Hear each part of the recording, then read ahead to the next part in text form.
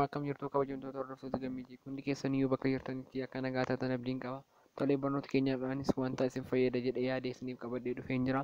Innis akkamittiin kaardii bilbila keenyaa haala ajaa'ibaa ta'een akka guddisnu isinitti agarsiisa jechuudha.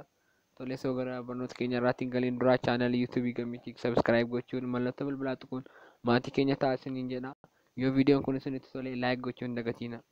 Amma kalachumaan gara barnoota keenyarraatti galla jechuudha. Tolee akkuma jalqaba irratti isiniif himuuf yaaletti akkamitti kaardii bilbila keenyaa haala ajaa'ibaa ta'een akka guddisnu isinitti agarsiisa. Kanaafis appilikeeshinii tokko nu barbaachisa. Appilikeeshiniin kun maqaan isaa feek baalaans jedhama. Appilikeeshinii kana pileestoorii irra deemtanii salphaatti feek baalaans jettanii sarchi gootanii instaal godhachuu ni dandeessu. Salphaatti argachuu dandeessu jechuudha. Appilikeeshiniin kun appilikeeshinii amma baadhee sochoosaa jiru kana yookiin appilikeeshinii isiniif marsi kanadha. Salphaatti pileestoorii irratti argama. Kanaafuu amma appilikeeshinicha bannee akkaataa itti fayyadama isaa isinitti agarsiisa jechuudha. Tolee amma jalqabaaf appilikeeshinicha hin banna. Akkuma argaa jirtan appilikeeshinicha qabanneen akkanaa ta'ee nuuf dhufuu dhiisuu danda'a. Maaliif yoo jettanii permishinii adda addaa nu gaafachuu danda'a. Isin alloo jettanii bira dabartu jechuudha. Yoo permishinii isin gaafate jechuudha. Kanaafuu amma yogguu permishinii sana eeyyamtaniif yookiin alloo jettan akka kanaa ta'e isiniif dhufa jechuudha. Anduraa waan itti fayyadamee beekuuf permishinii nan gaafatu. Amma gara gubbaa irratti akkuma argaa jirtan amount in bir nuun jedha yookaan kan isinii marse kana jechuudha. Kana keessatti qarshii gashachuu barbaanne yookiin hamma barbaanne gashanna jechuudha. Inni gara gajjallaatti argamu immoo expire date jedha. Kanaafuu amma as kana keessattis guyyaatti qarshii nuti gashanne sun hojiin ala ta'u yookiin expire date ta'u guutanna jechuudha. Inni gajjallaa irratti kan argamu immoo submit kan jedhu kuni erga isa amountiin birrii kana expire date kan erga gashannee booda submit kan jedhu kana gaafa tuqnu display nuu godha yookiin immoo qarshii keenya sana nuuf fida jechuudha.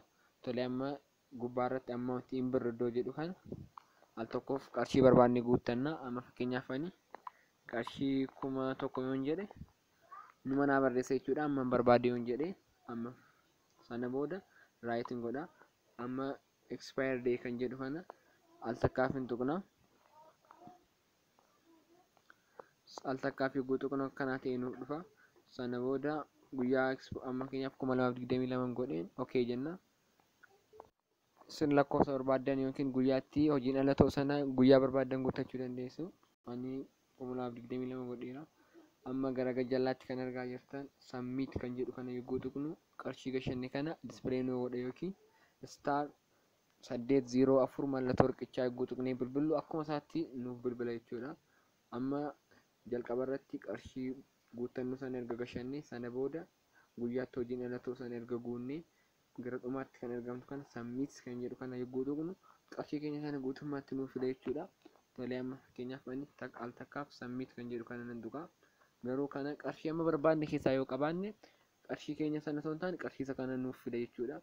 Amma isinitti agarsiisuuf jecha submit gaafa tuqnu akkuma argaa jirtan star 804 mallattoo warqichaatiin bilbilee qarshii kana nuuf fidee jira jechuudha. Qarshii amma fe'ee yoon qabaadhe qarshiin koo 0 yoo ta'e akkanaatti nuuf fida jechuudha.